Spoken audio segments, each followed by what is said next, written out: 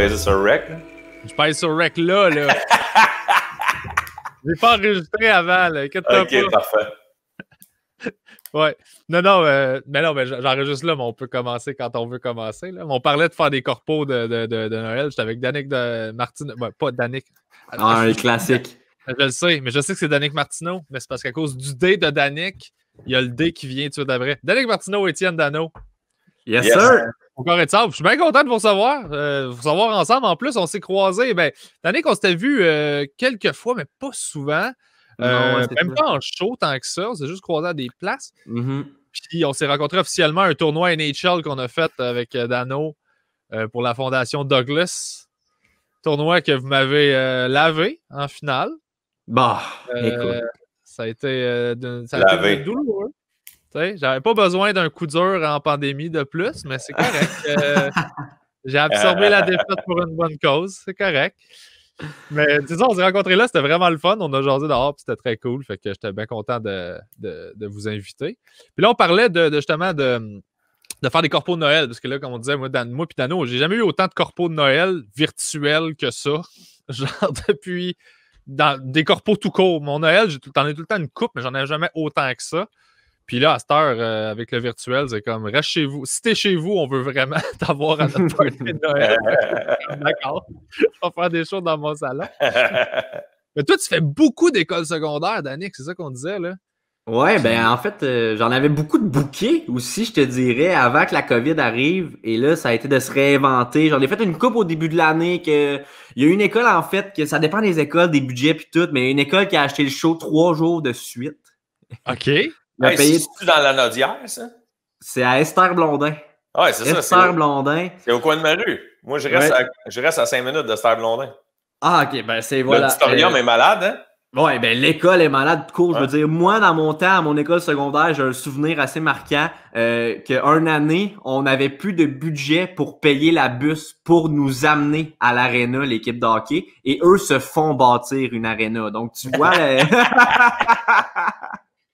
la différence d'un budget, mais c'est ça, non, j'ai fait 3 shows là au début de l'année, puis c'était vraiment cool. Écoute, il y avait, je te dirais, une centaine de jeunes dans la salle, peut-être 200, quand même une belle salle, fait qu'ils pouvaient dispatcher les groupes, puis beaucoup de jeunes dans les classes, 3 jours de suite, fait que non, j'ai eu du fun. Je trouve que c'est la formule hybride un peu du COVID, genre avoir quelques gens dans la salle pour créer une ambiance, mais pas tout le monde peut rentrer, fait qu'on permet aux autres de l'écouter en vidéo. Je trouve que c'est une bonne formule hybride. Une année normale, là, Danick, là, de pas pandémie, je parle, là. Oui. Mettons, en 2018, tu n'as fait combien de shows dans les écoles? En 2018, j'étais moi-même à l'école, Étienne, donc j'en faisais pas. 2000, mais c'est quelle année normale? J'ai commencé l'année passée. Automne 2019, t'en as fait combien, mettons? Faut juste que je vous coupe une seconde, ça a sonné chez nous. Puis je pense que c'est important, fait que je vais aller voir. Il va répondre pareil. Il répond, je reviens. Unboxing. C'est important. C'est le gars de la SQDC. Il peut pas laisser le collier à la porte. Ouais, c'est ça. Combien tu n'as fait à l'automne, à peu près? L'année passée, je te dirais que j'en ai fait à peu près... je dirais en 7 puis 10 dans l'année. Entre 7 puis 10, j'avais un gros push à Noël. C'était ma première année qu'on offrait aux écoles mon show pour ce qui est souvent acheté à Noël là, pour avant les fêtes, les écoles aiment ça.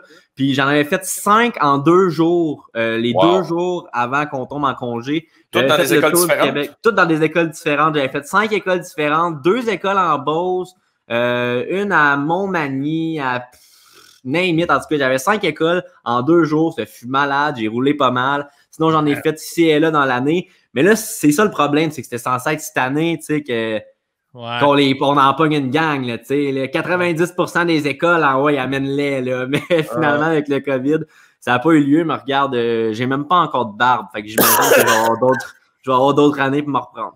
Mais quand tu es rendu avec une barbe comme moi, avec du gris dedans, ça marche plus dans les écoles, par exemple. Ouais, ça fait mal, ça, là, quand tu le vis. Là. Ça fait mal. Faut juste que tu leur rappelles que c'est toi et Steve Galripi. Ouais, mais même là, ils sont rendus trop jeunes et ils l'ont même pas connu. Ouais, c'est ça. Il y a tout le temps un show d'école que tu fais à un moment donné, tu fais comme ça, c'était mon dernier. Là. Parce que t'es sur scène. Drette ça. Hey, j'ai plus rapport. Là. Je me souviens de m'être dit ça, moi, avec. Mais Danick, son surnom au cégep, du moins c'est peut-être au secondaire, mais au cégep. Cégep. C'est quoi, Pierre Bruno, tu penses, son surnom? Le surnom de Danick? Ouais, au cégep. Hey, je sais pas, man. T'étais-tu déjà actif, sûrement? Ça semble au surnom, pour te donner un indice, à un autre dude dans le live en ce moment. Là. Ouais. OK. Il t'appelait Dano? Ouais, il m'appelait Dano. Son surnom, c'était Dano. C'est bien hot. Pourquoi? Je le sais pas. Le monde m'appelait Dan. Puis là, à un moment donné, je me suis mis à fréquenter une fille qui s'est même appelée Dano. Puis ça parti de là. Elle m'appelait Dano. Fait que ses amis proches m'appelaient Dano. Fait que le monde sont même appelé Dano. Puis là, après ça, j'ai rencontré Étienne. Fait que ça a tout fourré à patente, là.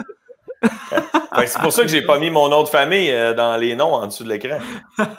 Pour pas mêler les chums de Jonquière à Danick. Ouais, c'est ça. T'as-tu étudié à l'ATM? Ouais, j'ai étudié en radio, moi, en ATM. J'étais allé là direct après le secondaire. Moi, je savais que je voulais être humoriste depuis, je pense, secondaire 3, que je me disais que je voulais être humoriste. Puis, bon, j'étais trop jeune pour aller à l'École nationale de l'humour parce que je sortais du secondaire, j'avais 17. Fait que je voulais me prendre un cours avec de quoi qui allait fitter avec humoriste. Puis, je voyais tellement d'humoristes à la radio. C'est parti du domaine des coms, domaine des médias. Fait que je trouvais que ça fitait beaucoup. Puis, j'étais allé étudier là. Pour vrai, j'ai aucun regret. Puis, si c'était pas de mon étude en radio, genre, je serais peut-être même pas dans le podcast aujourd'hui parce que j'aurais jamais appris à faire des chansons. Les chansons qui sont une partie fulgurante de pourquoi que le monde me suive sur le web. Fait que non, j'ai vraiment aucun regret de mes 3 ans-là, même si je travaille pas encore en radio aujourd'hui. Puis Danick a participé à Cégep en spectacle aussi, en allant au Cégep. Ouais, j'ai fait ça. Pas le choix. Hein? Non, mais t'es allé loin, là. Première année, j'ai fini 3e à mon cégep, c'est tout. Mais Cégep de Jonquière, c'était ATM, justement, ça amenait beaucoup de talent. Je te dirais que 7 participants sur 10 venaient d'ATM. Mais j'ai fini 3e ma première année, qui a été capable de donner mon push, de me dire je suis capable de faire ça, moi je suis comique. Puis après ça, je me suis planté les 2 autres. Ben pas planté, là, mais je me pensais bien cool, puis j'étais arrivé avec de quoi d'un peu moins préparé.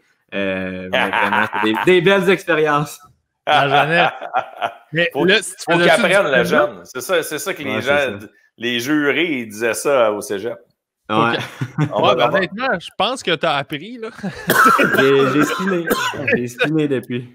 Quand on regarde ce que tu fais, là, j'en parlais avec Dano, justement, puis ça me faisait rire parce que, tu sais, il me disait, Danick, c'est le gars qui a compris le plus Facebook et tout ça, genre, ever, là. Genre. Puis c'est vrai, là. Je trouve ça super impressionnant. Je trouve ça vraiment cool à voir, là. C'est super smart, premièrement. Merci de dire ça. Puis deuxièmement, j'y crois, moi aussi. Parce que... non, mais c'est pas pour brag, là. On lance pas des brags, là. Mais si c'est mérité, c'est pas du brag, là. C'est juste que moi... Pour vrai, puis je fais des liens entre plein d'affaires, là, c'est peut-être des liens boboches, mais je suis un gros fan de hockey dans la vie. Pour vrai, le hockey est pour moi une plus grosse passion que l'humour. Okay. Puis je suis un fan de statistiques. Depuis que je suis jeune, les statistiques des joueurs, puis tout, ça m'impressionne, ça m'intéresse. Puis moi, quand j'ai commencé Facebook, en fait, j'ai eu une première page Facebook avant d'avoir celle-là que j'ai à 14 ans. Puis, moi, par un des gens, on faisait des vidéos, puis on s'était rendu à 20 000 followers. Mais dans ce temps-là, personne n'avait de followers. Ça n'existait pas avoir des followers. Puis nous autres, on avait 20 000. Puis, pour vrai, il n'y avait même pas le nombre de partages sur les vidéos. Il n'y avait même pas le nombre de vues. Tout ce qu'il y avait, c'est des likes et des comments. Puis, j'ai grandi dans ces statistiques-là. Puis là, Facebook en a développé des nouvelles, les partages, les vues. Puis là, je les ai analysées extrêmement. Je suis devenu freak de ça. Puis ça fait en sorte que j'ai compris ce que les gens aimaient, ce que les gens aimaient pas, l'algorithme de Facebook qui m'a aidé justement à me baigner là-dedans et à me rendre là où je voulais me rendre. C'est fascinant, ça. Ce qui est encore plus fascinant, Pierre Bruno, un moment donné, je demande à Danick, je dis hey, c'est quoi ton truc pour sponsoriser des vidéos Facebook? Il y a au-dessus de 100 000 followers, il dit jamais rien sponsorisé de ma vie. Jamais mis une scène. Le truc, c'est fallait jamais te mettre une scène au départ. non, c'est ça. Mais c'est non, mais je vous le dis. Il faut pas que tu sponsorises parce que sinon, après, ça s'attend à ce que tu le fasses tout le temps. Non, pas pantoute. Non, je pense pas. Je pense que la sponsorisation va avoir un effet qu'on peut prévoir sur ta vidéo, dans le sens que si tu payes tant d'argent, ça va se ramasser dans le newsfeed de tant de personnes. Ça veut pas nécessairement dire que ces gens-là, par contre, vont poser une action avec ta vidéo. Puis c'est ça qui est payant sur Facebook, c'est l'action. C'est le commentaire puis le partage. Le like vaut rien. Le commentaire puis le partage ramène la vidéo dans le fil d'actualité de tes amis ou un commentaire, un partage, c'est tout ce que ça prend. Fait que je me suis mis à faire mes vidéos en fonction de tout ça. J'essayais pas d'être le plus drôle, j'essayais que les gens fassent « Ah, je me reconnais là-dedans », comme une petite vidéo que je fais, mettons, les Québécois en quarantaine. Puis c'est juste moi qui dis des phrases qu'on a trop entendues toute la gang. Fait que tout le monde au Québec qui écoute la vidéo est capable de relate avec ce que je dis. Et c'est ça qui va chercher le bouton partage ou le bouton comment. Ah ah ah, c'est tellement moi ou ah ah ah, c'est tellement toi. Et c'est ça qui fait en sorte que les vidéos ont des visionnements. Fait que pour vrai, je suis juste un opportuniste crack des statistiques, là. Non, t'es pas opportuniste, man. C'est un système. Mais est-ce que tu as l'impression des fois que ça te brime un peu côté création? Y a-tu des trucs que t'es comme, je créerais ça, mais j'ai l'impression que ça concorde pas avec ce que je... Ouais, mais en même temps, je me suis moi-même rentré dans le moule. Tu sais, je peux pas en vouloir à personne, mais à cette heure, quand me vient une idée de vidéo, si je me dis que je veux faire un sketch de 2 gars dans une ligne d'épicerie et que j'ai des super bons gags, mais si la ligne d'épicerie va pas chercher des éléments qu'ils préfèrent faire aux gens, je me vois là-dedans, ou puis que c'est juste pour les gags, je vais pas nécessairement le faire. Parce que, justement, ben, beau que la vidéo soit drôle, si elle a 20 000 vues parce que personne ne se sont reconnus dedans, moi, je suis moins satisfait, mettons. OK. Puis, as-tu des aspirations de, justement, des fois, un peu, y aller un peu plus passion project, de faire, garde ça me fait triper.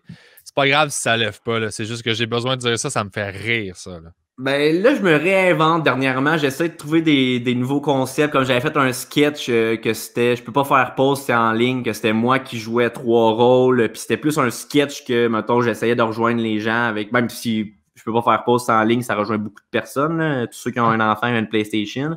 Mais j'essaie de... En fait, dernièrement, je te dirais que j'étais en remaniement de mes vidéos. Là, ça fait 3-4 ans que j'en fais une par semaine. Là, avec la quarantaine puis tout, je commence à manquer un peu d'inspiration. Fait que je vais pour 1 ou 2 semaines.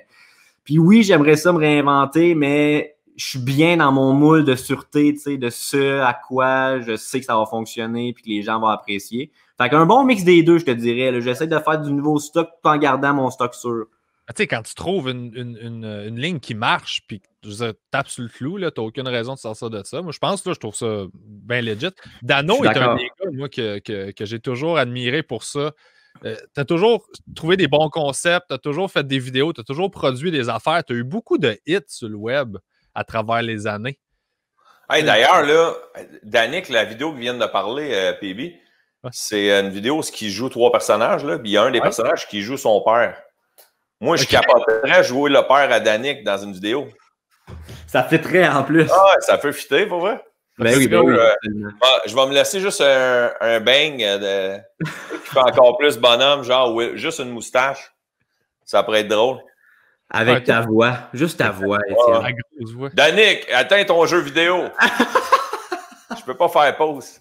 Hey, man. Pour vrai, là, Dano, là, ta fille, là, avoir un papa avec la voix de Dano, l'imagine. Légendaire. Elle n'est pas capable de... Non, c'est ça le problème, c'est que vu que je parle tout le temps de même, elle pense tout le temps que je niaise. Ah ouais? Ouais, mettons, je mens. Hey, lâche ça! Elle rit. C'est ma blonde. Ma blonde, il faut qu'elle fasse la discipline. Ouais, c'est ça. C'est ma blonde, il faut qu'elle fasse la discipline parce que moi, elle rit tout le temps, puis elle essaie de rire comme moi. Ah ouais? Ouais. C'est quoi, ça? Pour me faire réagir, elle m'a là, elle veut que je réagisse. J'ai hâte que ta fille fasse ton fameux rire là, coupé de Ouais, elle va le faire. Vu que je ris trop fort, elle essaie de rire plus fort. C'est drôle, ça. Attends une minute, on va se mettre à jour. Ben. Tiens, ça, c'est à matin. Oh, Tipette, t'es rendu les poils longs? Oh, elle a un méchant toupette, genre. C'est cute. Je veux qu'elle ait la même coupe de cheveux que Sia. Le toupette carré pis tout, là. Nice. Ça va être une star, man. C'est sûr. Ça c'est sûr. Ouais. Sia, Stella. Ça fit en plus. C'est vrai. Ouais. Je trouve ça fou, moi, de voir mes amis avoir des enfants. Tu sais, quand j'ai commencé en humour, Dano, c'est un des premiers gars qui m'a donné des shows en humour, là. C'était au Saint-Cyboire dans le Off Festival. J'étais même pas entré à l'école encore. Dano m'a juste invité sur le show. J'ai fait un 7 minutes. Après ça, il m'a invité dans une maison où il habitait. Puis on on s'est banni. C'est le gars le plus accueillant ever pour un nobody comme moi qui était juste comme, hey, moi, j'aimerais faire des jokes, là. Puis je trouve ça fou parce que, tu sais, je veux dire, là, tout le monde commence à avoir des kids autour de nous autres, là, puis je trouve ça malade de voir le monde change, mais c'est les mêmes dudes, pareil, que j'ai connus de... Il y a quelque chose de fuck up. Ça évolue. Dano est rendu papa, là, tu fais, ouais. Mais tu peux continuer de jouer au PlayStation, même si t'es papa. Ouais. Ça, t'es l'exemple à suivre, Étienne, pour ça. T'es mon aspiration de la sieste. Mettons, là, j'ai le goût de jouer la fin de semaine, là. Bon, là, si tu veux me voir en ligne sur PlayStation, là, 1h30, je suis là un samedi parce que la petite, c'était à 1h30 qu'elle fait sa sieste. Fait que 1h35, EA Sports. Le jour où on va être trop bien pour faire sa sieste, il va arriver avec un shooter de cognac. Tiens, ma fille, là, c'est EA Sport Time. Là. Exact. Bois ça, ma grande. Hey, Danick, j'ai acheté un gadget qui se branche dans la manette. OK? C'est fait par Sony. OK? Puis ça te rajoute 2 pitons en arrière de la manette. Ah, mais c'est pas glitché, ça? C'est pas supposé être de la tricherie, ça, dans les affaires de gaming? C'est Sony qui l'a inventé. T'es sûr de ça? Parce que moi, j'ai vu genre le gadget-là qui te rajoute 2 pitons qui, théoriquement, dans les gun game, serait de la tricherie. Mettons, dans une compétition, si tu fais une compétition de Fortnite, t'aurais pas le droit d'avoir ça. Mais bref, là, je suis rendu loin. C'est Sony qui l'a fait. Ah, ouais. C'est ça, qui est mélangeant. Mais ça veut pas dire que c'est Sony qui régit les compétitions. Tu sais, ils peuvent créer... Ça, c'est sûr. Dans les compétitions, ils le mettraient illégal, tu penses? Ouais, je pense. Ben, de ce que je n'ai entendu parler, parce que... Check, c'est ça. Ouais, je pense que... Fait par Sony. Vendu à la source. Puis, ça va être pas NHL? Écoute, mon vieux, je mets R3 en dessous. Je le mets R3 en dessous. Je fais la Datsun 100 fois plus facile. Ah, ben... Okay. La Datsun, elle marche en 2020, hein? Était 1, je veux dire. J'arrête pas. 2021, moi tout. C'est au PS4 ou au PS5, ça? Ben, les deux, on peut jouer aux deux. OK. Ouais. Mais moi, j'ai acheté la PS5. Ouais, Danick, il y a déjà la 5. Danick était plugué. Il y avait la 5 avant même qu'elle soit disponible, tellement qu'il est plugué. Ah ouais, hein? T'étais-tu considéré comme un influenceur de marque? Non, moi, je connais les influenceurs de marque, c'est encore mieux. C'est Madame Zoom qui était notre goaleuse au tournoi, Douglas, qui était notre gardienne de but, qui était notre carry prize, mon Dieu. Là, je tiens à rappeler qu'en finale, le dernier match, un seul but en genre 20 tirs. Quand tu goals à NHL, là, je veux dire, c'est pas, ça fait pas pitié. Contre Pierre-Bruno Rivard et Guillaume Latendresse. Contre Pierre-Bruno Rivard et Guillaume Latendresse, qui en a marqué dans la Ligue nationale, mais pas contre Madame Zoom. Et non, vraiment, Madame Zoom, elle a commandé plusieurs. Elle voulait pas prendre de chance. Je pense qu'elle sait ce qu'elle fait aussi. C'est une twitcheuse expérimentée. Puis elle en a commandé genre plusieurs magasins pour recevoir la commande en premier pour le magasin qui shipperait en premier. Puis elle a dit le reste, je les vends aux chums qui les veulent. Fait que moi, j'étais le chum qu'elle voulait. Ben, tellement fine qu'elle le vendait au cost en plus. Ah non, elle tenait à le vendre au cost aussi. C'était vraiment pas pour faire de l'argent. Parce que sur Kijiji, le jour même, il y en a plein qui le vendaient le double. Ouais. Ça, c'est crossant. Mais je pense pas que c'est légal de faire ça en plus. Parce que moi, Madame Zoom m'a fait signer un papier comme quoi elle me l'avait vendu au cost, mettons. OK. Pour pas qu'il y ait de trouble. C'est un peu comme des scalpers, mais de jeux vidéo. Ouais. Ouais, genre. Philippe qui appelle, là. Flipper des affaires. Ouais.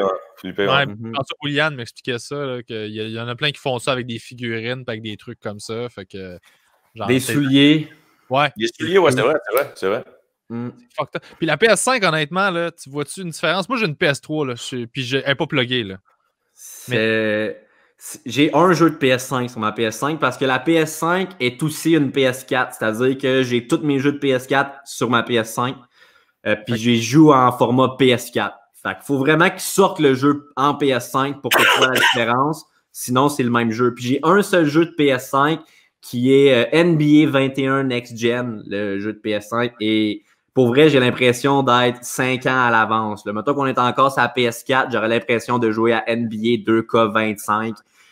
Les animations, c'est un nouveau monde. J'ai plus l'impression de jouer à un jeu vidéo. Les animations sont réelles.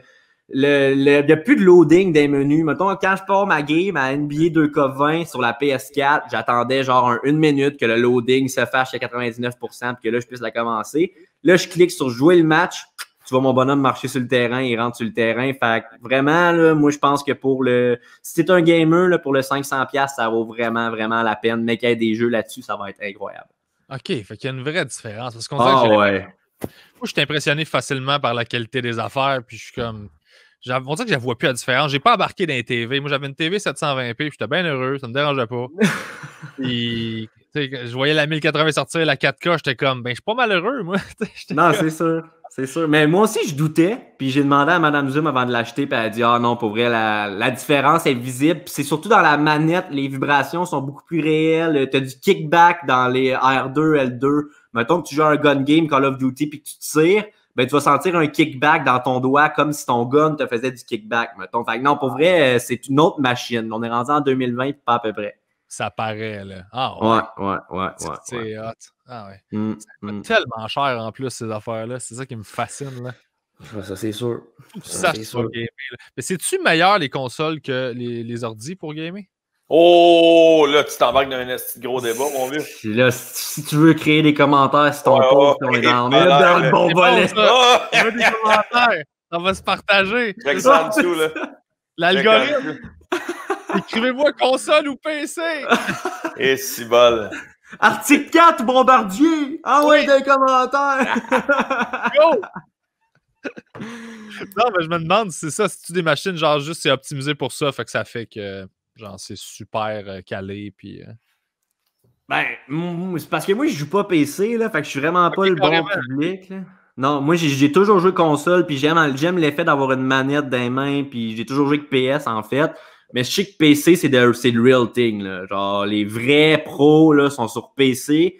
Mais est-ce que c'est pour... Je pense que c'est juste parce qu'avec la souris, ça se vise mieux dans un gun game puis tout, mais visuellement, je pense pas que c'est mieux. Ou je pense que s'il y a de quoi visuellement, c'est peut-être un peu moins bon que les consoles. Plus facilement te le customiser selon le jeu que toi tu tripes. Tu sais, si tu joues juste à un jeu puis tu joues à ce jeu-là 50 heures semaine, ben tu vas malléer. Tu sais, tout va être malléable pour que tu puisses la construire juste pour te spécialiser dans le jeu-là. Okay. Ouais, c'est ça que les gamers de PC trippent aussi.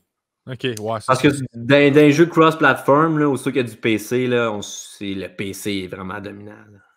Ah, OK. Ah, je me rappelle, ça chiale dans un gun game. Là. Oh, lui, c'est PC, c'est pas juste, il tient qu'une souris. Achète-toi en un, c'est pour chialer. Achète-toi une souris. Comme moi avec mes nouveaux pitons, vieux. Si tu chiales, achète-toi en un. T'es un cheat, man. T'es pas un real... Mais Danick, tu joues. J'ai l'impression que tu jouais beaucoup. Je sais que Dano, il joue beaucoup aussi à NHL, mais quand je t'ai vu au tournoi puis j'entendais du monde parler, j'étais comme OK, t'as l'air d'être un gros gamer. Là. Genre, on sentait la menace. Genre, non. Danick, il t'a donné une passe à part, là. C'est ça. Ouais, ben, je suis pour vrai, NHL, c'est le seul jeu où, mettons, je suis vraiment bon, là, mais tu sais, c'est mon sport favori aussi, mais, mettons, dans le tournoi, c'était un peu glitché que je sois considéré comme un artiste, parce que j'aurais pas été considéré comme un gamer, mettons, à NHL, là. Okay, c'est ça. Ouais. Mais ouais, non, NHL, c'est ma tasse de thé, mettons, là. S'il y avait des Olympiques dans NHL, là, t'en verrais pas, moi, là. C'est-tu déjà inscrit à des tournois, genre, en ligne? C'est là que j'ai rencontré Étienne. C'est là qu'on s'est rencontrés. Ah ouais? C'est arrivé comment? C'est là que j'ai rencontré. Moi, j'habitais à Martinville encore dans le temps, me semble. Où j'étais au cégep, genre première année. Faut que tu dises à Pierre Bruno, c'est où Martinville? Ouais, c'est ça que j'allais dire, ma question. Martinville, c'est en Estrie, pas loin de Quaticook. Moi, je viens d'un petit village, OK? On était genre 400 habitants pour vrai. Et l'art était pas mis de l'avant à Quaticook, mettons, là. J'étais un peu... mais il y a une salle de spectacle, une petite salle de spectacle. Qui est une ancienne église, donc tu fais les liens assez vite, là. Ouais, c'est vrai. Puis, c'est ça, j'avais commencé à faire des vidéos, puis c'était un tournoi organisé par Phil Jones, qui faisait des vidéos sur Internet beaucoup dans ce temps-là. Et moi, à la base, et ça, je pense que je l'ai jamais dit, Étienne, en plus, j'étais monté au tournoi, oui, pour jouer à NHL, parce que j'aimais ça, mais c'est parce que je voulais demander à Phil Jones de faire une collaboration avec moi. Parce que je faisais des vidéos. Ben, j'ai pas eu assez de couilles pour y demander. Moi, je suis de même dans la vie, là, ben d'engouement, mais pas assez de couilles pour... Regarde. Toi? Non, mais ça va, là, on est rendu à des étapes suivantes. À ce temps, je peux slide dans ses DM si je veux. C'est lui. C'est lui qui peut avoir... Hey, non, mais il y a une affaire que Danny qui n'a pas dit encore là, dans toute cette anecdote-là, c'est qu'il était déguisé au tournoi en plus. What? Étienne dira déguisé. Là, moi, je dirais que c'était mon coton ouaté favori. Étienne dira que j'étais déguisé en laitin. Chris, c'était pas un chandail normal, là. Ben, c'était un coton ouaté de Noël. Qu'est-ce que je te dis? J'étais un lutin. J'avais l'air d'un lutin. Surtout que j'avais une belle face plus que là. Ton cellulaire, OK, ce jour-là. T'avais pris une photo? Non, check dans mon cellulaire. Je vais cacher son numéro, là. Yeah, qu'est-ce qui est écrit en dessous? Dada Martino, lui. C'était pour me souvenir, c'était qui ça, Dada Martino? Wow! Wow! Ah, puis c'est ça, puis là, j'avais affronté Étienne, j'étais bien content parce que moi, je savais que je voulais être humoriste. Moi, t'as dit que je m'attendais pas à avoir un humoriste là, puis moi, dans ce temps-là... Vraiment. Puis moi, dans ce temps-là, t'étais l'entité de Steve Gariepi qui était vraiment pas peu dire. Steve, je m'en rappelle tellement. Puis là, c'est ça, j'avais bien trippé. Puis après ça, j'avais un lien quelconque avec un humoriste. J'étais bien content de ça. Puis j'avais eu mon cégep en spectacle quelques semaines après. J'avais posté ça sur Facebook. Puis en 2 semaines, la vidéo avait genre eu 100 000 vues, de quoi de genre. Puis j'étais vraiment fier. Puis je voulais montrer à quelqu'un du milieu, tu sais, asti, j'ai fait un show d'humour, ça a 100 000 vues. Fait que je l'avais envoyé à Étienne en lui disant, peux-tu me donner ton feedback là-dessus, voir si t'aimes ça, puis tout. Puis moi, je voulais juste avoir un feedback de quelqu'un juste pour me dire, genre, t'es bon, puis me donner un peu confiance dans ce que j'entreprenais. Puis Étienne, il était impressionné quand même, je pense, 100 000 vues en 2 semaines pour un petit bout première année cégep. Puis il m'avait invité à faire sa première partie au Zoo Fest à Montréal. Puis ça a été ma première partie. J'étais bien excité, ma famille était montée, tout ça est parti d'un asti de tournoi d'NHL. Quand même incroyable. C'est fucké. Ah, c'est beau ça. Puis la communauté humoristique depuis, parce que, tu sais, honnêtement, ça a vraiment popé tes affaires. Est-ce que tu as toujours senti un support par rapport à ça? Parce que ta carrière d'humoriste est sur le web en même temps. Tu as un parcours qui est différent, mettons, de moi puis d'Anno. On a fait vraiment plus, bien des shows d'un bar, puis éventuellement, on a fait d'autres affaires. Ça s'est-tu bien passé l'intégration ou t'es arrivé comme puis déjà pas mal tout de suite, ça montait à cause de la popularité sur le web? Fait que... Ben, je te dirais que quand j'ai quitté le cégep, mettons, j'avais déjà quand même une popularité sur le web. Puis moi, tu sais, aussitôt que j'ai commencé ça, je pensais que le jour où j'allais avoir 100 000 followers, ma carrière allait être lancée, j'allais être partout à la télé, puis que ça allait être facile. Mais finalement, je me suis rendu compte que c'est pas ça. Puis je te dirais que ça fait quoi, 1 an et demi que je suis à Montréal puis que je fais ça à temps plein. Puis c'est drôle que tu m'en parles parce que je vois une psychologue juste parce que je trouve que c'est ouvert sur ma génération puis je suis super progressiste là-dedans. Puis pas nécessairement que j'ai un problème, mais juste pour en discuter. Puis je suis conscient justement que j'ai un parcours différent des jeunes de mon âge. Puis j'ai dit l'autre fois au tournoi de Douglas, j'avais vraiment aimé ça parce que je m'étais senti dans la gang, tu sais. Je m'étais senti à ma place. Puis moi, jamais que je me suis dit que j'allais arriver à Montréal parce que j'avais 100 000 followers, genre les gens se devaient de me donner ma place. Puis tout. Je me suis toujours dit qu'il fallait que je la gagne, cette place-là. Puis je pense que moi, ma personnalité, c'est la meilleure façon de le faire. Fait que j'essaie d'être smart avec tout le monde, je rencontre des gens ici et là, mais je suis quand même un peu gêné en dedans de moi parce que je sais que les gens peuvent me percevoir d'une façon différente, puis je veux pas ça. Fait que je te dirais que quand je rencontre des humoristes puis je me sens dans la gang comme l'autre fois avec toi, Pierre Bruno, toi, Étienne, Mathieu Pepper, je me sens de plus en plus accepté puis j'ai hâte justement que les shows recommencent pour faire de la scène puis me sentir à ma place puis me sentir que je fais partie de ce beau marché d'humoristes-là à Montréal. Ben honnêtement, je pense que ce sera pas compliqué. Je pense pas qu'on est difficile, Dano, là. Non. Tu sais, le milieu, on est tout le temps comme bien ouvert à... honnêtement, c'est juste, t'es-tu smart? T'es-tu smart? C'est ça. T'es smart, man. C'est cool, on jase, puis tant mieux si ça va bien tes affaires. Il y a comme... Au final, on finit toujours par faire notre propre chemin. Bon, on se croise dans les loges, mais tu sais, il y en a plein qui font leurs petites affaires, puis ils sont super smart, mais ils sont pas dans le bunch, mettons, dans la gang, entre guillemets, là, tu sais, qui sont pas... Puis ils font leur affaire, puis chacun de leur bord. Là. Tout le monde a sa vision de la patente. Là, tu sais, oui. Hein? Je pense que ça change dès le début dans le sens où éventuellement tu arrives à une place où tu es bien avec ce que tu fais, puis tu es confortable, puis tu es chill avec ça. Fait que tu te sens moins peut-être menacé par n'importe qui est bon autour, mais en début de carrière, quand tout le monde se bat pour comme des peanuts, puis juste comme travailler pour le prochain booking, c'est là que peut-être que les attitudes peuvent être moins agréables à subir. Mais même là, tout le monde vit la même chose, fait qu'il y a une espèce d'entraide, là.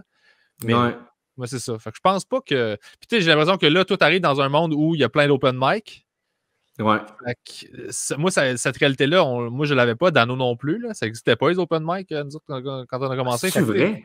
Ouais. Hey, vieux, il y avait un bar à Montréal une fois par semaine, puis c'était moi qui animais.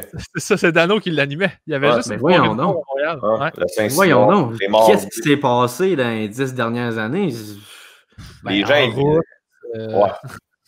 Les médias sociaux, les gens ils se sont dit, hey, si un tout croche comme Dano est capable de fouler un bar, capable d'en fouler un, d'autres.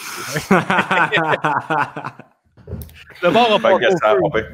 Ah, mais je te parle à Montréal, Danick, parce qu'en région, il y en avait déjà beaucoup. Mais à Montréal, il y en avait juste une. OK, à Montréal, dans le fond, c'était la ville des spectacles. C'était là que les gros shows se donnaient, mais il n'y avait pas nécessairement d'open mic. Oui, c'est ça. Au Saint-Denis, à l'Olympia, etc. Là, mais dans un bar avec plusieurs invités que tu peux tester un numéro, il y avait juste au Saint-Cyboire.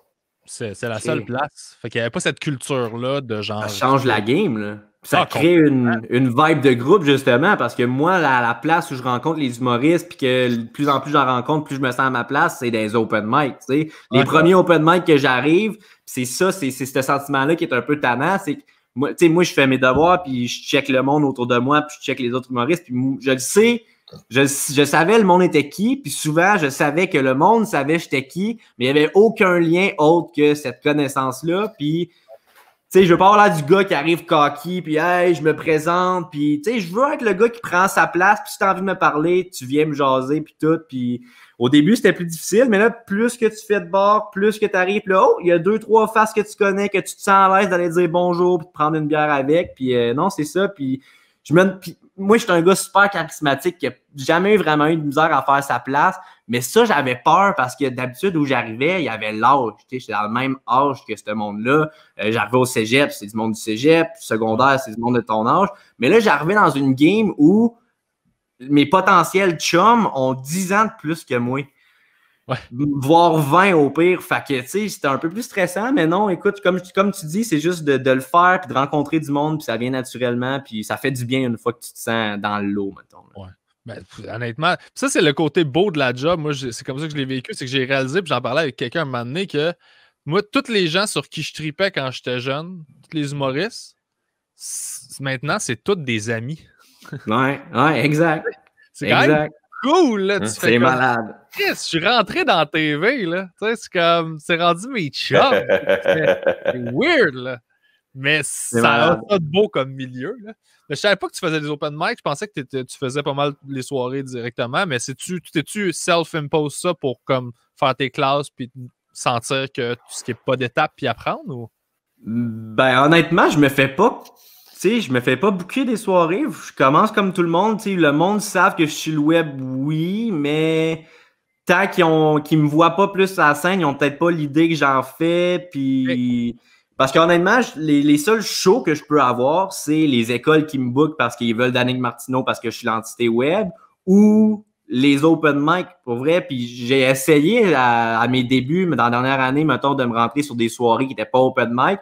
Puis je me suis fait dire à quelques reprises, donne-moi 1 ou 2 dates, je vais essayer de venir te voir en show avant de te booker chez nous. Puis... Tu sais, je commence au bas de l'échelle comme tout le monde, puis je l'accepte. Puis je pense que ça fait partie de la game aussi parce que c'est vraiment différent de faire du web versus de la scène. Vraiment une autre game, là. Fait que je pense que c'est juste normal. Ben, ça va te servir, absolument, c'est sûr et certain. Mais je suis surpris que tu n'aies pas eu un bypass à ce niveau-là. Je sais pas comment toi tu le vois, Dano. Tu sais, ça aurait pu... je pense que je l'avais déjà dit à Danick. Je t'avais-tu déjà dit, Jean Vieux? T'as compris le web, mais il faut que tu fasses quand même tes classes sur scène. Ah ouais, puis je te l'avais pas déjà dit, moi, personnellement. Ben oui, tu m'as dit ça, mais comme un vieux sage. Un vieux sage. Tu sais, je peux pas juste arriver à Montréal comme un comme un jeune loup, puis rentrer là, bing bang de même, tu sais. Mais comme Guylaine, ma gérante, elle aime me le répéter, faut que tu te crées une cohorte, tu sais. Faut que tu rentres dans la tête de certaines personnes qui, eux, vont pouvoir te pousser un show ici et là, puis toi, faire ça pour eux après. Fait que, c'est ça, je suis en train de la créer, cette cohorte-là. T'es bien entouré avec la gang d'Avanti, en plus. Ouais, vraiment. Vraiment. Avanti, ben oui. Avanti, t'es en business. Ils sont sur la coche en crise, là, pour vrai, là. Ouais, mais Guylaine, je veux dire... C'est une maman, ça me prenait une maman. Guylaine est incroyable. Ouais. Elle mérite tout l'or du monde. C'est un gros milieu, ça peut être un milieu, ça peut être très sauvage aussi, fait que tu as besoin d'avoir un bon entourage. Je suis un gars émotionnel, tu sais, des fois j'ai des émotions, je veux en parler. Tu sais, ce qui est bizarre, c'est que quand tu deviens humoriste, une affaire que j'ai compris vite qui m'a fait le saut, c'est que 95% des gens ont aucune idée qu'est-ce que tu fais dans la vie. Ouais. Aucune idée. Même mes parents à moi, là, des fois, moi, j'ai une fierté. J'appelle mes parents, yo, je fais ci, ça, puis ils sont là. Contents pour toi. Ils savent pas quoi dire. Ils savent pas qu'est-ce que ça représente. C'est quoi ton plus gros défi à date que tu essaies d'atteindre? Parce que tu fais déjà des spectacles solo, tu fais déjà des shit de même. Tu sais, moi, d'où est-ce que j'arrive, c'était comme tu fais un 15 minutes, après ça, tu veux devenir headliner, après ça, tu veux réussir à avoir un show complet d'1 heure. T'sais. Ma première heure, je l'ai faite, je pense, 8 ans après ou 7 ans après que je sois sorti de l'école. J'étais comme, OK, je suis prêt à faire 1 heure de show. Mais le contexte a complètement changé parce que tu as plein de monde qui arrive, puis qui build un following, puis qui se tape tout de suite un show solo, puis là, t'es comme, OK, il est déjà comme un Mathieu Dufour, mettons, il faisait déjà 1 heure, 1 heure et demie sur scène tout seul, puis j'étais comme, man, ça m'a pris comme 7 ans avant de faire, OK, c'est beau, je suis prêt à faire 1 heure. Fait que la culture change aussi. Ah ouais. Mathieu Dufour, c'est une autre bébête aussi, là, dans le sens que le gars, il dit qu'il n'écoute pas de texte. Tu sais, moi, je suis quand même dans le stand-up traditionnel. J'écris mes textes, puis... Mais ça dépend de ce que tu fais aussi, parce que, tu sais, là, j'ai un gros hype autour de moi pour ce qui est des jeunes. Fait que pour ce qui est des écoles secondaires, je peux plus m'en permettre, tu sais, puis j'ai des numbers aussi que j'avais écrits en secondaire 5 qui sont tellement actuels pour les shows des écoles que je serais pas capable de réécrire aujourd'hui, tu sais, que j'ai vraiment écrit quand j'étais dans cette mentalité-là. Ça m'a aidé à, justement, me donner du stock pour le show des écoles, mais...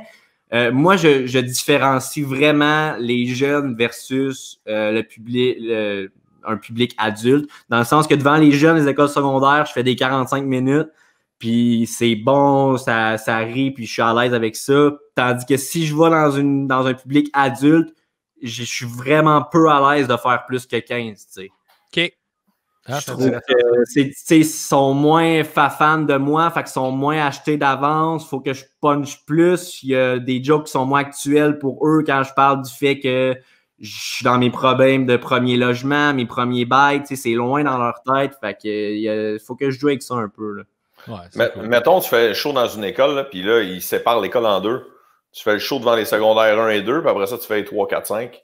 Ouais. Tu sens une différence aussi? Ouais, puis ça dépend des écoles aussi, ça dépend de les jeunes, je te dirais que je trouve que c'est le plus free, ben genre, tu sais pas à quoi t'attendre, ça peut être random, ça dépend de leur vibe quand ils arrivent, ça dépend si les gars coquis de l'école sont contents que tu sois là ou non. Pour vrai, ça dépend d'une couple d'affaires, ça peut... Tu sais, c'est le rire attire le rire, il n'y a rien de plus vrai que dans une école. Là. Soit ça rit aux éclats, ou soit c'est gêné de rire parce que son voisin ne rit pas, tu sais, ça dépend. Moi, ce qui me fascinait dans les écoles secondaires, c'était à quel point, parce que moi, je suis bien basé sur le texte, puis à ce moment-là, quand j'en faisais, c'était encore plus ça. Puis c'était pas le temps, il réagissait pas tant au contenu, c'était plus le contenant autour, l'énergie, la livraison. Puis moi, ça me désarmait complètement parce que j'étais comme... Les act-out. Ouais. Ouais. Hey, je jouais gros, là. Mais gros. Ouais. Too much, là. Oh, ouais. Tu vas chercher des risques, des affaires, pis t'es comme, voyons donc. Genre, comme j'ai jamais sué, pis j'ai un liner, pis je suis comme, qu'est-ce que c'est ça? C'est de même, moi, que j'ai. Tu sais, au début, c'était plus une école, ça allait bien, l'autre moyen, une bien, pis là, j'étais comme, mais qu'est-ce qui me manque des écoles que ça va pas bien? Puis je me suis rendu compte, avant le show, faut que je me dise, Dan, t'es le gars le plus drôle sur la terre, pis t'es tannant. Est-ce que t'es tannant, toi, Dan? Puis là, quand je rentre sur la scène avec une ambiance de « Ah, je suis tannant pour avoir du fun », les jeunes le feel, pis c'est là qu'ils en va. C'est vraiment ça. Ouais. Vraiment. Ça t'arrive des fois que t'es comme en conflit avec, tu sais que la direction qui t'a engagé sont moins down avec ce que tu fais que les jeunes, puis t'es comme, man... Ma plus grande force, bébé, ma plus grande force en tant qu'humoriste, c'est la ligne. Ligne, là, la ligne est là, là. Moi, je patine dessus, puis je fais des allers-retours, mon gars. Puis à la fin du show, l'école me dit « OK, c'est ça. Les écoles me disent, tu fais des sous-entendus qu'on voit qui sont sexuels, mais c'est pas assez clair pour qu'on puisse t'en vouloir, mettons, ou je pense que la ligne, c'est ma force. Très fort. Très, très fort. T'as-tu trouvé devant des groupes de jeunes spéciaux? Moi, ça m'est arrivé... Ah ouais? Ouais, moi, ils mettaient, mettons, ils séparaient le... Tu sais, toi, tu disais que tu faisais des... Tantôt, peut-être avant qu'on commence à enregistrer, des 3 shows, là. Tu sais, 3 pour une école. Moi, c'était 3 heures back-to-back. Fait que c'était secondaire 1-2, secondaire 4-5, puis secondaire 3 et élèves en difficulté ou élèves avec déficience quelconque, là. Fait que c'était... Mais ce show-là, là, moi, il était particulier, là. Tu sais, parce que j'étais dans une école de... Je me faisais lancer des affaires. Ben voyons donc. Mais c'était pas méchant, c'était genre... OK, ouais. m'a lancé un livre pendant que je jouais, elle m'a lancé un livre dessus, puis c'était juste, j'aime ce livre-là, je veux juste te dire que j'aime ça. Ah ouais, OK. Ah ouais, c'est pété, comme... ça, man. OK, fait que là, tu négocies avec ça, puis il y a des rires à des places que tu fais, ça n'a pas rapport, tu sais, fait qu'il faut tout que tu fasses fi de tout ça, là, puis c'est des jeunes aussi, fait que tous tes mécanismes de, tu sais, t'as l'habitude de faire des bars à la semaine longue, fait que, tu sais, quand quelqu'un te lance quelque chose ou... tu l'envoies chier, là. Ben, moi, la ligne, toi, t'es dessus, moi, je m'assure d'être juste un petit peu en arrière pour être sûr que personne ne peut chialer. Puis tu vieillis, fait que t'es comme, j'ai aucune idée, elle est rendue où la ligne. Mais t'as-tu vécu des expériences fucked up d'école secondaire? Ben, moi, c'est les jeunes, là. Les jeunes, ils me font capoter, là. Tu sais, après, moi, je prends des photos beaucoup. Puis là, moi, je suis tannant, puis j'ai pas de limite, mais, tu sais, si tu me demandes de te signer le chef, ton directeur est à côté, tu sais, je sens un certain malaise. Puis j'ai pas de flash, pour vrai, en show, c'est plus les après-shows. Moi, les jeunes sont contents de me parler, puis là, on arrête qu'ils ont des niaiseries à me dire, mais leurs profs, leurs directeurs sont tout à côté, puis ça me met un peu mal à l'aise. Mais sinon, j'ai pas de grosse anecdote de show dans les écoles. Ça va passablement bien, d'habitude. Tant mieux, man. Ouais, c'est ça, tant mieux. Regarde, on se danse dans 2 ans. J'en ai une. Vas-y donc. Mais juste avant, ça n'a pas rapport, mais j'ai regardé mon téléphone pendant l'anecdote de Danick, mais... Ouais, je viens de le recevoir aussi. Une alerte d'urgence sur mon iPhone. Ouais. C'est ça. C'est juste un test. C'est un test d'alerte. Mais tu l'as eu, toi, avec? Ouais. C'est une école secondaire à Laval, les boys. C'est l'école secondaire où Rachid Badouri est allé. OK. Puis je suis pas annoncé. Fait que la directrice, elle rentre sur scène, genre, puis on a un humoriste à vous présenter aujourd'hui. Puis là, les jeunes sont là, c'est Rachid! C'est Rachid! Ça va être Rachid! Puis là, puis en plus, c'est vrai, le comble, c'est que j'avais dit à la directrice, avant de me présenter, viens m'avertir au cas où je suis en train de me changer ou je suis aux toilettes, puis je suis en train de pisser quand elle me présentait. Puis là, moi, j'entendais, parce que les loges sont là, puis la scène est là, c'est collé dans les écoles secondaires. C'est Rachid, c'est Rachid! Puis là, moi, je suis en train de me secouer, je me dis, tabarnak, il crie c'est Rachid, ça va être le pire et chaud de l'école secondaire de ma vie. Un humoriste de la relève, puis là, les jeunes sont comme oh! C'est une école multi-ethnique qui réagit beaucoup, là, tu sais. Oh! Puis là, un humoriste qui a fait telle affaire, puis là, les jeunes, là, t'entends un silence. Puis là, Étienne Dano, boum! Je me suis fait huer, man. Huer tout en Non! Wow! Et là, attends, le bout du bout, c'est que là, on est le cours juste avant le dîner. Puis le cours au retour de dîner, je fais une autre gang dans la même école. Non. Fait que là, la directrice, après mon premier show, ça n'a pas bien été, je ne le ferai pas deviner. Là, elle dit, c'est-tu la même affaire que tu vas faire cet après-midi? Fait que là, je dis, pourquoi, Anam? Eh ben, elle dit, parce que pas gardé le contrôle tant que ça tout au long du spectacle. Je me demande comment ça va aller cet après-midi. Je dis, madame, vous êtes la plus haute instance de discipline de l'école. Elle a dit oui. Puis vous vous êtes fait huer. Alors, comment vous pensez qu'un inconnu peut s'en sortir? Puis là, elle a été bouchée, man. Puis elle a fait ses beaux bon après-midi. Puis là, j'ai dit, ben, j'aimerais ça faire un deal avec vous. Cet après-midi, vous venez pas me présenter, puis je vais m'arranger tout seul avec mes shorts, mais vous allez venir écouter mon spectacle dans la salle, au lieu de juger la discipline. Puis dans l'après-midi, j'ai tout arraché. Nice. Vrai, au moins. Mais sûrement que sur l'heure du dîner, il est jeune, il avait dit à l'autre gang, genre, hey, c'est pas Rachid, c'est pas Rachid. Ouais, moi, d'accord. Puis pour vrai, j'avais tout pété. Puis la directrice a dit, ben, tu sais, ben trop orgueilleuse, genre. Elle est venue me revoir, puis elle a dit, bon, ben, 1 sur 2. C'est quand même pas pire. Oh, mon Dieu. Elle m'avait dit ça. Ah ouais, j'étais en tabarnak. C'est la seule fois que j'étais en crise dans une école. Puis j'avais appelé le gars qui m'avait booké ça, puis j'avais dit, hey man, d'après moi, tu sais, c'est genre, à chaque année, je book un humoriste dans cette école-là. Je dis, Yves, d'après moi, la dernière année que tu bookes quelqu'un dans cette école-là. Puis finalement, non, il a gardé le contrat, il l'a encore d'ailleurs. Je me souviens même c'est quoi le nom de l'école tellement que ça m'avait marqué. C'est Saint-Maxime à Laval. Je m'en calisse de le dire parce que la directrice avait tellement été chiante que je m'en tabarnak. Mais les jeunes étaient super cool, là. Tu comprends? Ouais. J'ai rien contre les jeunes. Ouais. C'était pas ça. Là. C'est v'là un bout là, en plus. Mais tu sais, Rachid était à son pic. Là.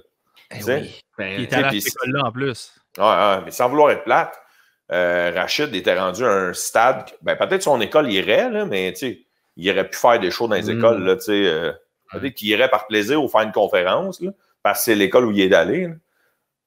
Mais, j'en ai un, je pense à ça, moi. J'en ai une anecdote, mais c'est pas à propos de des jeunes. Je pense que c'est encore pire, en fait. À un moment donné, j'avais un show, il me semble que c'était en Beauce. Puis c'était une grosse patente, l'école au complet. Puis là, l'école est dans la salle, puis c'est dans un gym. Fait que moi, je suis sur le bord de la porte du gym, puis j'attends d'entendre mon nom pour rentrer sur mon beat. Puis tu sais, j'ai vraiment des moves sur mon beat, puis tout, puis je me rends sur scène. Puis moi, je me time 45 minutes parce que dans les écoles, il faut que je fasse 45 minutes pile parce qu'après, souvent, il y a des bus ou il y a un autre cours. Fait que je suis le bord de la porte du gym, j'ai mon sel dans les mains avec 45 minutes de temps, puis je suis prêt à y aller, puis la directrice parle. Puis là, juste 5 secondes avant qu'elle dise mon nom, il y a un monsieur qui passe à côté de moi, il me pogne mon sel dans mes mains. Il me pogne mon sel, un surveillant, genre, ou concierge, je le sais pas. Il pense que t'es un élève. Oui. Il me pogne mon sel et il commence à marcher vers le secrétariat en me disant... Le cellulaire, tu sais que c'est non d'un couloir, puis il me fait un speech, puis je suis là, monsieur, donnez-moi mon sel, je rentre sur scène en ce moment, je suis l'humoriste, t'aurais dit, ouais, la face. Oh mon Dieu.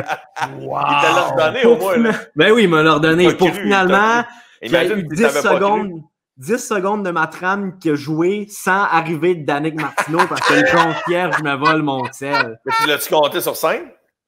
Ben non, les jeunes, je trouve que c'est plus bon avec du recul. Ben, sur le coup, je battrippais, oui, j'étais là. Il vient de dire mon nom, on laisse commencer. Tu me chicaner avant de monter. Hey, ça, c'est drôle à Christy. C'est la première affaire que j'aurais dit, moi. Comme quoi, t'as le casting de faire un show dans une école. Le gars, il pensait que t'allais à l'école. Le casting d'être à l'école. À un moment donné aussi, je faisais la première de Roof à Jonquière. Puis j'arrive à rentrer dans le bar, il y a une fille qui est là pour les billets. Puis il y a l'affiche sur le bureau, l'affiche du show en avant d'elle. Moi qui arrête de rentrer dans le bar, je passe à côté d'elle parce que je m'en vais faire mon show. Elle m'arrête, elle me pogne par le manteau comme un kid qui essaie de rentrer, genre sans se faire carter. Hey, tes cartes! Je peux pas être l'affiche, je fais ça. Ça, c'est moi, ça. T'avais-tu 18? Ouais, j'avais 18 piles, par contre. Pile, ok, parfait. C'est arrivé souvent, moi, qu'il a fallu que je m'ostine à la porte parce qu'elle était comme ouais, ben, t'es qui? Je dis non, mais c'est parce que je viens pour le show. Elle dit ouais, mais je m'en fous, là, ça me prend ton billet. Puis là, j'étais comme, mais je vais faire le show. Puis genre, même ça, elle comprenait pas. Puis j'étais comme, je sais pas comment, je vais pas payer pour rentrer à mon propre show. Elle était rigide, puis elle était comme, c'est ça, il y a personne qui rentre, pas de ticket. Elle dit, y a-t-il quelqu'un qui a mis mon nom sur une liste? Je fais, ben, mon nom est sur le poster. C'est une liste? C'est une liste de 1, mais c'est moi la liste. La liste est collée sur le mur. Ouais, c'est ça. On aurait dit qu'il pense. Il pense qu'on essaie de la remplacer une petite vide. Genre, moi, c'est pas vrai, je vais payer 10$ pour cet open mic-là. Voyons donc. Moi, ça m'est arrivé mon one-man show à Joliette. Ah ouais? Ouais, d'ailleurs, c'était mon gag. Vous allez capoter. J'ai rajouté. Cette anecdote-là est devenue une nouvelle anecdote dans mon show à partir de ce soir-là. D'ailleurs, tu sais, quand on disait ça vient de m'arriver, je l'ai compté sur scène. J'ai commencé mon show en comptant l'anecdote du venait de m'arriver. C'était un des meilleurs, sinon le meilleur show de ma tournée. Le plafond, c'est la première fois de ma vie que j'avais un standing ovation à l'entracte. Wow! Damn! Oh, je capotais. Mais c'est la seule, je dis c'est la première, c'est la seule fois de ma vie, ça m'est arrivé, c'est à Joliette. Parce que je pense que ce qui a changé beaucoup, c'est que j'ai commencé par l'anecdote. C'est que moi, je serrais la main de tout le monde avant de rentrer dans la salle. Tu t'en souviens, PB? Oui. J'allais, moi, le show commençait à 8h, Danick, puis à 8h moins 20, j'étais dans le foyer à l'entrée des salles de spectacle, puis je serrais la main aux gens, puis je disais « Bienvenue à mon spectacle, bienvenue à mon spectacle », tu sais, puis veux pas, je m'appelle pas Louis José Hood, fait que c'est pas tout le monde qui me reconnaît. Il y en a que des fois, c'est la blonde qui a invité son chum à venir le voir, des fois, c'est vice-versa, puis des fois, c'est la famille qui a suivi ou des cadeaux, puis là, tu fais, ou des billets donnés, tu sais, puis là, tu fais « C'est qui le gars, là? » Des fois, je me faisais poser des questions comme genre hey, « Excusez, c'est où les toilettes? » Puis des affaires là, ouais, parce que j'avais ma chemise, j'étais quand même bien habillé. Ouais, c'est ça. Puis là, à Joliette, c'était Formule Cabaret. Fait que Formule Cabaret, il ne rentre pas 1000 personnes comme normalement. Il en rentre juste 300-400. Fait qu'il y avait 300-400 personnes. Puis là, j'ai attendu qu'il rentre tout le monde dans la salle avant moi de rentrer. Le foyer, il est immense à Joliette, à la salle Roland Brunel. Puis là, il y a une des madames à la porte. Parce qu'un coup que tu es dans le foyer, il faut que tu représentes ton billet pour les portes, puis après ça, aller t'asseoir. Puis là, elle dit, monsieur, votre billet. Fait que là, je dis, excusez-moi, madame, c'est parce que c'est moi qui fais le spectacle. Elle dit, non, impossible. L'artiste qui fait le spectacle ce soir, il est dans sa loge, puis il attend qu'on dise son nom. Là. Fait que là, je dis, non, madame, je vous jure, c'est moi qui fais le show. Essayez de voir le poster, tu sais. Puis là, il n'y a pas de poster dans le foyer, ils sont tous dans la porte d'entrée, tu sais. Fait qu'elle les voit pas rapidement. Puis elle dit, non, monsieur, je peux pas vous laisser rentrer, désolé. Puis là, il y a un autre monsieur qui travaille avec elle, qui lui s'occupait du balcon, qui a crié « Nicole, laisse-les rentrer, c'est lui l'humoriste à soir. » Oh mon Dieu! La madame, elle se pouvait plus tellement qu'elle se sentait mal. J'ai commencé mon show avec ça, man. Écoute, une erreur, OK, mais te remettre en question, ça, faut le faire. Là. Ouais, vraiment. Puis c'est pas juste ça, là, c'est après ça, dans toutes les villes que j'ai fait mon show, je commençais tout le temps en serrant des mains, puis là, je comptais. Je dis, faut que je vous compte, à Joliette, il m'est arrivé ça. Puis ça partait tout le temps. J'avais l'air de l'avoir inventé, l'anecdote, tu sais, tellement que ça fitait. C'est ça. Mais ça n'a pas de bon sens. C'est que c'est magique. Ça arrive des fois que tu as des anecdotes que tu vis, que tu racontes, puis c'est tellement surréel que le monde n'y croit pas sur scène. Ouais, c'est vrai. C'est frustrant parce que t'es comme, hey, exact. genre, t'en as une vraie bonne, là, puis genre, vous me croyez pas, allez chier. Michel Barrette qui peut avoir des anecdotes que tu fais tabarnak, ça n'a pas de bon sens. Puis son plus récent show, l'autre avant, à la fin, le punch-out de son show, c'est avant qu'il vienne remercier les gens, c'est un écran géant avec plein de photos. Puis c'est écrit en bas, genre, ça c'est mon père la fois qu'il était allé à la plage habillé de même. T'as toutes les preuves de ces anecdotes, puis à chaque photo, un asti de gros rire. Wow! Oui, puis là, il revient à fait, puis il fait, je vous l'avais dit, puis là, il y a un gag qui a rapport aux photos, puis là, il remercie les gens pendant 20 minutes. Puis c'est excellent. Tout est long avec lui, là, tu sais. Fait que, non, ouais, fait que c'est ça. Il était Michel Barrette faisait ça, ouais. Ça le prendrait au Carré de Centre. J'adorerais ça de l'avoir. Pour vrai, je pense que je vais essayer de le rejoindre pour l'inviter. As-tu déjà fait des podcasts? Je sais pas, hein? Je sais pas, mais il serait Je pense qu'il a déjà fait sous-écoute. Probablement. Mike a eu tout le monde, là. C'est impressionnant, là. Ben, si tu as reçu Yvon Deschamps 2 fois... Puis que c'est lui qui t'a demandé de le faire la deuxième fois. Non, mais c'est pas juste ça, là. C'est si, après ça, toi, tu dis « Ah non, moi, les podcasts, tu fais, gars, j'ai eu Yvon. Fuck you, là. » Ah, c'est drôle. Mais je sais que Martin Petit, il n'est pas allé. Ouais, il en a parlé dans ton podcast, d'ailleurs. Ben oui, puis ça avait fâché les gens là, qui ne soient pas allés, là. ça avait mal réagi. Là, je l'avais pas anticipé, ça. C'est rare que j'ai du hate sur le carré de sable, là, mais là, ça avait... Genre, puis il m'avait dit, hey, peux-tu enlever cet extrait-là? J'étais comme, ben, je vais l'enlever, là, mais j'étais comme, j'avais pas anticipé que ça ferait ça. Je trouvais que c'était juste cool que tu expliques pourquoi tu y allais pas. Puis, hey, man, mon Dieu, que le monde était fâché. Hey, c'est rare que tu as du hate, Pierre-Bruno, mais Danick puis moi, on va t'arranger ça. Hey, c'est pas mal plus le fun de jouer sur des consoles. Oh, c'est que sur des consoles, c'est pas mal plus le fun. Fuck les PC. Hein, Danick? Fuck les PC. Ah, les PC, big. Mes pitons, c'est pour taper sur Word, pas pour tuer du monde en Call of Duty. Ouais, c'est pas des flèches, c'est WASD. C'est pas des flèches. Alors, c'est correct, c'est des commentaires, c'est bon pour l'algorithme, hein? C'est ça, Danick? Ouais, c'est ça, exact. Ah, ouais, c'est bon. Partagez si vous êtes PC, partagez, écrivez Xbox si vous êtes plus Xbox. Ouais, c'est juste les call to action. Ouais, call to action, exact. Call to action. Ouais. Hey, Michel Barrette, il s'est déjà passé que je faisais un show à son auberge, puis on est une gang d'humoristes dans la loge, puis là, il est là, puis il est super smart, puis il nous jase tout. Là, Michel, il est super sympathique. Je sais que toi, tu l'as déjà rencontré, Dano. Je sais pas si Danick, tu le connais. Non, non. Il est super fin, il est vraiment, vraiment, vraiment fin. Puis là, il nous jase, puis on a du fun dans la loge. Puis il décide de passer premier sur le show. Moi, je passe deuxième. Ah non. Fait que là, il passe premier. Puis là, on est dans la loge, puis on est comme dans une file, parce que je vais écouter le show de la porte. Puis là, à la dernière seconde, il fait « Hey man, t'as-tu 10$ sur toi? J'ai comme pas de cash, puis je veux faire de quoi avec un 10$? » Je fais « Ouais, ce sera pas long. » Je sors 10$, je lui donne. Il fait hey, « Merci, t'es fin, je te redonne tantôt. » Puis là, il monte sur scène, puis il fait son number. Évidemment, il arrache tout. Il est dans sa maison, là, tu sais. Puis il fait 20 minutes, puis il fait... Son number au complet, c'est la conversation qu'on avait dans la loge. Hein? Je pensais qu'on jasait, mais genre... Il rodait. Il rodait son number sur moi. Wow! Hey man, à quel point je me suis même pas rendu compte que... c'est drôle, ça. Puis c'est à quoi il servait le 10$? Je sais pas trop c'était quoi, là. C'était genre... Il en avait besoin. Je me rappelle plus c'était quoi. Mais là, je retourne en charge chez nous après ça, puis je réalise que... Chris, il m'a jamais redonné mon 10$.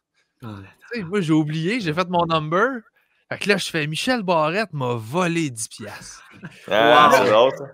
Là, après ça, le lendemain sur Facebook, je fais une vidéo pour faire écouter. Là, je sais que c'est un compte en humour, mais je pense que c'est le genre d'affaire qu'il faut dire parce que il y a plein d'argent puis il profite des jeunes humoristes. C'est vraiment Puis là, je fais ça, puis là, le monde sont comme ah ouais, fuck Michel Barrette. Tout le monde cache. Et là, je recroise, j'écris ses Oliviers comme 1 an après ou 2 ans après. Puis il est sur le show, il présente un prix, genre. Fait que là, je suis dans les loges, puis je jase avec, on continue de jaser. Puis je fais hey man, faut que je te compte de quoi. J'ai dit, je sais pas si tu te rappelles, je faisais un show. Puis il dit, oh, je m'en rappelle parfaitement. Je fais, je t'ai comme passé 10$, t'es monté sur scène, t'as fait ton number, puis tu m'as jamais redonné mon 10$. Tu m'as volé 10$, c'est vraiment mange-marde. Et là, il rit, puis il est comme, mon Dieu, je me sens donc bien mal. Puis là, il sort son argent, puis il dit, hey, je vais te le rembourser. Je fais, fuck that, j'aime bien mieux l'anecdote. Ouais, c'est ça. Ça vaut pas 10$. Il a tiré. Il a ri. J'ai dit, garde l'anecdote, ça fait 2 ans, je l'attends qu'il était un C'est drôle, ça. Les riches, c'est le même qui reste riche. Ouais, il a fait comme, oui, c'est bon, j'ai fait, je veux cette anecdote-là, je veux pas que tu me rembourses, tu vas avoir l'air gentil. Puis là, il a trouvé ça hilarant, fait qu'il m'a pas remboursé, c'était magique. Tu sais, le festival d'humour en Abitibi-Témiscamingue? Ouais. Moi, c'est la première fois que j'ai rencontré Michel Barrette, c'est là. Il y a un gros festival à Val-d'Or, Danick. Puis, tu m'en avais parlé, je pense. Un concours de. Ils prennent plein de cassettes, là, mais dans mon temps, c'était des cassettes. C'est boy. Il dit boy. Et là. Puis là, les 3 meilleurs du Québec de cette année-là vont à Val-d'Or présenter leur numéro devant 4000 personnes assis dehors. C'est fou raide comme ambiance. C'est un des plus beaux festivals que j'ai jamais vu de ma vie. Puis, moi, c'était mon année, c'était moi, Philippe Laprise, puis je me souviens plus du nom de l'autre humoriste. C'est un gars qui fait plus de show, c'est un Italien, il est à son personne. Sartosini? Ouais, Sartosini, c'est ça, Sartosini. Il écoute le carré de sable. Ah, ben je le salue, Sartosini. Ouais. Il avait été en finale avec moi. Okay. Puis là, il y a tout un headliner le même soir que nous autres. Puis moi, c'était Michel Barrette. Puis dans le temps, je faisais mon numéro de Dance Dance Revolution. Encore une preuve que je suis vieux, Danick. Dance Dance Revolution. Ouais, tu connais Dance, ça? Dance Revolution.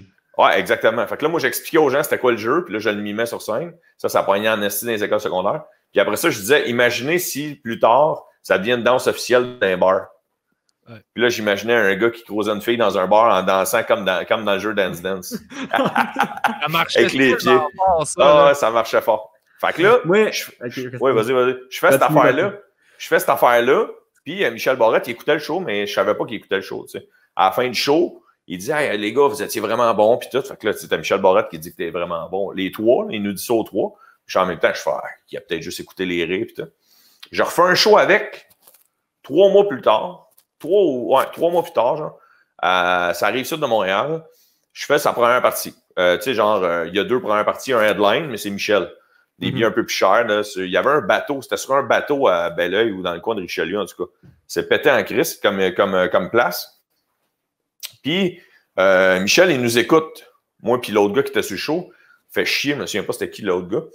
Mais là, je fais un number, mais complètement différent à Abitibi-Témiscamingue. Mais pour finir fort, je finis avec Dance Dance Revolution. OK? Puis là, Michel Barrette, il vient après le show, puis il dit hey, je me sens mal de dire ça. C'était super bon ton numéro, mais il y a un autre gars qui fait déjà la même affaire que toi. Il me dit ça, là.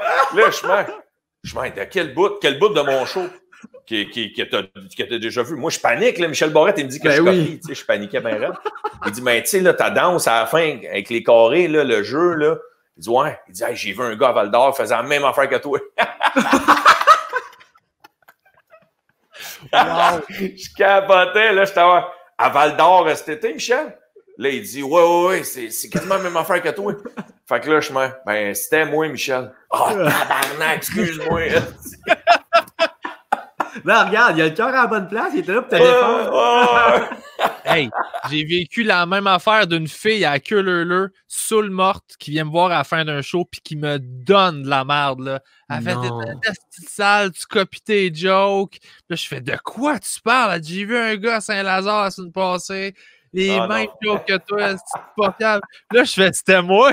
Puis là, elle se rappelait pas que c'était moi, puis elle me donnait de la merde, puis elle est partie fâchée. Puis là, j'étais comme, mais elle comprenait pas que nous, on se promenait de place en place. Ben oui, c'est ça, là.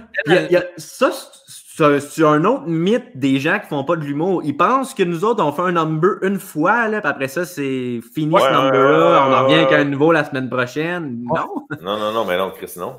Mais c'est ça que le monde, des fois, qui chialait, c'est ça. Ben là, j'ai vu les mêmes jokes dans un autre bar. Je fais comme, ouais, mais moi, je suis supposé me déplacer de bar en bar. Toi, normalement, tu vas. C'est pas toi qui es supposé de te promener de bar en bar. C'est ça, c'est moi qui est supposé bouger. Toi, tu restes là-bas. Parce que quand je retourne là, je refais pas le même number. Mais si je fais le bar à côté, je vais le faire, le même number. C'est toi qui respectes pas ta job. Fuck you. Reste chez vous. Ah ouais, le monde me font rire, là. Ça se fait. Moi, j'ai une bonne anecdote Dance Dance Revolution. Tu dois être surpris, Étienne, que je connaisse ça, mais nous autres, ça a été un gros jeu familial quand on était jeunes. C'était le seul jeu que tout le monde dans la maison aimait un peu, genre que même mon père jouait. Puis un soir, on avait joué de quoi d'incroyable. Moi, je devais avoir peut-être 10 ans, ma soeur 7. Puis on avait joué pas mal cette soirée-là, puis on avait eu du fun, écoute. Puis le soir, on se couche. Puis ma mère se réveille pendant la nuit parce qu'elle entend des coups se donner dans le salon. Quelqu'un fait sa terre dans le salon, puis elle comprend pas pourquoi. Puis elle dit qu'elle n'aurait jamais rien vu d'aussi terrifiant. À genre 3 heures du matin, ma soeur était debout devant la vitre pour regarder dehors. Elle regardait dehors, là, néant à Martinville, il n'y a pas de lumière, c'est juste noir. Puis elle tapait sur le plancher, esti, parce qu'elle était somnambule, qu'elle jouait à Dance Dance. Somnambule, hey, c'est malade, ça. J'aurais été traumatisé. Moi, je tombe là-dessus, ma soeur qui tape à terre en regardant le dehors à 7 ans. Non. Je capote. Ça, maintenant, ouais, t'aurais un film d'horreur, esti. Ben oui. Hey, t'es sûr qu'elle est possédée. Là, les 2 pieds qui se font aller, chaque bord, hey. Surtout à Martinville. Surtout à Martinville. Parenthèse, on habite en avant d'un cimetière protestant, ce qui rajoute à l'histoire. Oh, c'est bon. Hey, acheter une maison en face d'un cimetière, c'est quand même ballsy comme move, là.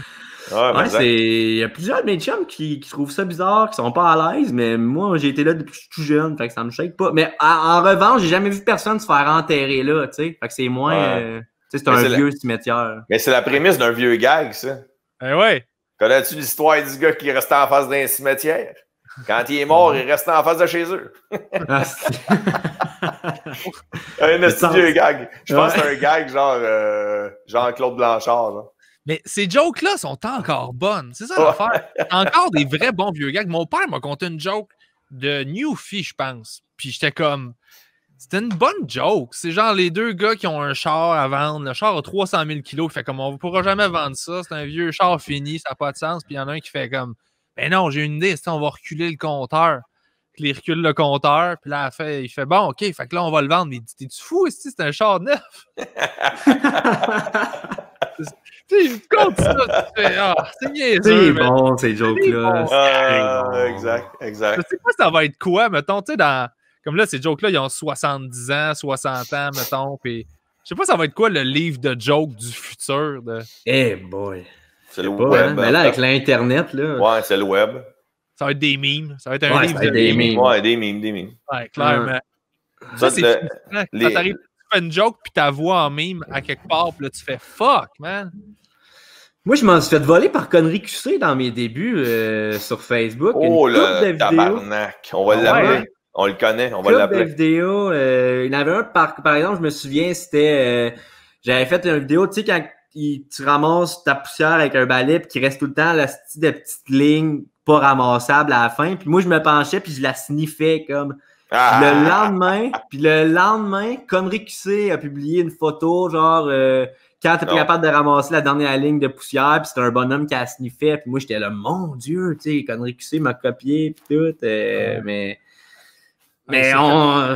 tellement d'argent. Ben, c'est sûr. Mais les mimes, on aurait dit que j'ai pas mes jokes sont pas visuels dans ma tête, fait que quand j'ai vois en mime, j'ai l'impression que c'est différent. J'avoue. Puis les tunes aussi, j'imagine que c'est dur à mener piquer, là, rendu là. Avec quoi? Ah, c'est dur à piquer. À voler. Ouais, non, les tunes. Les tunes, écoute, il y a tellement de façons d'en faire que faisant d'une façon que quelqu'un n'a pas faite, là. Mais... Ouais, j'avoue. Tu reçois-tu bien du hate, toi, ou ça se négocie bien? Pour vrai, je me considère vraiment chanceux, moi. Vraiment. Tu sais, je pense que le hate que je reçois, en fait, c'est juste du monde qui sont plus capables de me voir dans leur newsfeed, tu sais. Okay. Tu sais, ce monde-là veut pas écouter mes vidéos, mais automatiquement, par les partages, les commentaires, ça se ramasse dans leur newsfeed. Puis je pense qu'ils sont tannés, fait qu'ils commentent genre, voyons, il est bien partout, lui, sacrément. Mais je reçois pas tant de hate. Genre, je vais te casser la gueule, je te croise sur la rue. Là. Non, exact. Ça se passe bien. Okay, bon. Je pense que ça prend des prises de position pour vraiment aller générer. Ouais. J'en ai pris une dernièrement. J'ai partagé le texte comme quoi les chars, il n'y allait plus avoir de vente de voitures à essence en 2035. Sur ma page Facebook, avec une joke, genre j'ai 2 réactions dans mon Facebook aujourd'hui. Soit il y a un pas dans la bonne direction ou voyons donc sacrement, comment je peux avancer dans mon 4 roues s'il n'y a pas de gaz dedans, il va falloir se promener en cheval, puis tout, puis je niaisais là-dessus. Puis là, tu sais, je me sentais comme Louis T. Là, ça a un peu créé l'émoi dans les commentaires. Mais sinon, je m'en sors bien. T'avais fait exprès de faire des fautes d'orthographe aussi. Ouais, j'en avais un peu mis là, pour la version région, ce qui a sûrement senti... certains gens se sont sentis piqués, mais... non, pour vrai, je m'en sors. Puis je pense que, tu sais, si j'avais 180 000 followers, puis que j'avais pas autant de jeunes, peut-être que le monde entre 20 et 25... il y aurait plus de Kevin qui prendrait position. Mais là, j'ai beaucoup de jeunes qui recherchent pas nécessairement le hate, fait que je m'en sors. Ouais, c'est hard, ça. Tant mieux, ça. Tant mieux. Ça, écoute, moi, Louis T, là, c'est le seul pour qui je vais sur Twitter. Je vais juste voir les gens réagir aux jokes de Louis, parce que vu que je le connais dans la vie, je le sais comment il est, fait que je sais qu'il voit... Je sais qu'il dit sa joke, je le sais comment il a dit, je sais comment il réfléchit, puis qu'il n'y a aucune malice dans ses affaires. C'est pas non. Là. Mais oui. Fait que ça me fait rire de l'imaginer. Juste, il lit les affaires du monde fâché, puis il est comme OK. Il a l'atteint 0. Puis le monde sont pas contents. C'est son côté Asperger aussi. Là. Ah oui, il est merveilleux pour ça. Là. Moi, je suis plus capable de Twitter. Bon, moi, j'y vais pas. Moi, j'ai un compte, je le laisse ouvert parce qu'il y en a qui m'écrivent par là des fois, mais sinon. Non. Ouais, c'est pas. On dirait que c'est juste pour se pogner. Faut que cette énergie-là, tu l'aimes, puis c'est une énergie qui est destructrice à la base. Ah, vraiment. Ah, puis il y en a plein qui sont, c'est pas leur vrai nom. Ouais. Là, tu me donnes un esti d'opinion extrême, d'extrême gauche ou d'extrême droite, puis t'es pas capable de la signer sous prétexte que sur Twitter, tu as le droit puis que tu as une base de followers qui font « Ah, moi, j'aime ça qui s'appelle un faux Donald Trump ou un faux... tu sais, ils font des jeux de mots, mettons, avec le nom d'une personnalité connue. Puis là, ils se permettent des affaires. Puis là, ils ont des followers qui est back anyway. Fait que tu fais, Chris, tu sais, moi, ce qui me frustre, c'est... Moi, ma réponse, c'est tu as le droit à ton opinion, mais persiste et signe. Tu sais, signe ton vrai nom. C'est l'affaire qui me fait le plus chier des commentaires. Moi, j'ai vécu beaucoup de hate dans le temps sur YouTube. Ce qui me faisait chier de YouTube, c'est dis-moi que ma vidéo est de la merde, mais signe, calice. C'est ça qui me frustrait, moi. Puis que là, ce monde-là ont leur follower qui trippe sur ce faux compte-là, mettons. Puis qu'après ça, ce faux compte-là, toi, tu peux même pas te défendre parce que ces followers font ben c'est normal, là, il y en a beaucoup sur Twitter, puis blablabla. Comme Mathieu Cyr, un moment donné, il avait dévoilé la vraie personnalité d'un gars sur Twitter qui l'avait vraiment envoyé du hate. Ah, ouais. Ça a un nom, ça a un nom. Expose. Ouais, Expose, c'est ça. Puis là, tous ces followers de ce gars-là étaient frustrés, genre de « Oh non, il a dit c'est qui? » Puis là, blablabla. Ben oui, tabarnak, il a quasiment dit qu'il voulait le tuer. Puis là, toi, tu frustres parce qu'il a dit c'est qui sa vraie personnalité. Il a envoyé le screenshot à son employeur. C'est ça que Mathieu Cyr avait fait. Ouais, vous tolérez ça, mais c'était pas cinglant. C'était pas genre je veux te tuer, c'est pas ça pantoute, là, mais c'était quelque chose de vraiment bullying. Senti, là. De bully. Ça bulliait Mathieu Cyr direct. Fait que là, Mathieu avait fouillé, je sais pas comment il a fait, mais il a réussi à trouver c'était qui le gars. Il avait stoulé. Puis là, le monde sur Twitter, au lieu de dire « Hey, on dit pas des affaires de même, on fait pas d'intimidation », il chialait sur le fait que Mathieu Cyr avait exposé, comme Danick a dit, le gars. Hey, moi, ça m'avait mis encore plus en crise que les gens fassent pas « Hey, l'intimidation, c'est assez. » Mais non, tabarnak, il chialait parce que le gars avait été exposé. Mais ça, mon gars, sur Twitter, il y en a tellement du monde de même que moi, c'est pour ça que j'aime Louis T, mettons, ou j'aime... certaines personnalités sur Twitter, parce que, mettons, Patrick Lagacé, je l'aime sur Twitter aussi. Ouais, moi aussi. Mais tu sais que c'est eux, ils signent. Tu comprends? Tu sais, mais un gars qui s'appelle, je sais pas, moi, un chevreuil à grosse boule, puis qui a un following, puis qui dit « Ah, moi, puis capable, c'est la radio de Québec. » Ben, peut-être que je suis d'accord avec toi, peut-être que je suis pas d'accord, mais il signe. Tu comprends? Je trouve que c'est pas courageux. Je trouve que exactement. C'est facile. C'est facile de dire ton... Tu réalises pas à quel point ça manque de couilles. Mais c'est facile de dire ton opinion extrémiste quand tu signes pas. Tu sais, moi, je te dis, sous le couvert de l'anonymat, j'haïs chinois. Ben oui, c'est facile, je signe pas. Là, en parenthèse, avant qu'il y ait de la merde, j'adore le peuple asiatique. Là. Tu comprends? Mais tu sais, c'était pour te montrer l'extrême, tu sais. Ouais. Ben, moi c'est ça que j'aime de Facebook, justement, parce que moi, c'est là que j'en reçois beaucoup de mes commentaires, c'est là où j'ai le plus gros following. Puis Facebook, ce que j'aime, c'est quand je reçois, mettons, un commentaire, genre quelqu'un qui m'écrit « T'es même pas drôle, retourne à l'école » ou je sais pas trop, je clique sur son profil, je clique sur sa photo de profil, et là, j'analyse si je dois prendre en considération ce commentaire-là ou non. Ouais, c'est ça. Ça paraît vite si le dos a l'air d'un tout croche ou non, honnêtement. Ça paraît vraiment vite. Puis, une affaire qu'il faut se dire aussi, c'est que pourquoi il y a autant de négativité sur le web, c'est parce que 95% des gens qui commentent sont ceux à qui tu aimerais enlever la voix. T'sais. C'est des gens qui...